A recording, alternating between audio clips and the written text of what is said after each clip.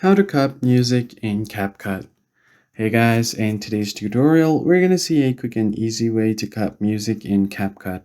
So what you're going to have to do is go ahead and open up CapCut on your phone. Then you can create a new project.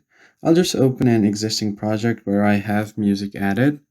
So as you can see here, I've got this music added, which goes all the way to the end.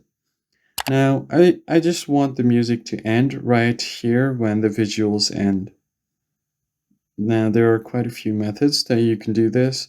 The first one is just select the music, zoom out a bit, go to the end of the music here, now drag the corner, and then move it all the way back here, right up until this part on the end. This is the first method. The second thing you can do is just play the video, go right up until the end, and when this ends, all you have to do is just keep your white cursor or your white bar right over here, and then tap on the music, then tap on split. Then you can choose the second part of the music that you don't want, and then tap on delete. So these are the methods that you can use to cut music in CapCut.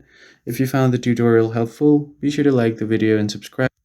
Turn on the bell icon to get notified about our latest uploads, and I'll catch you guys on the next one.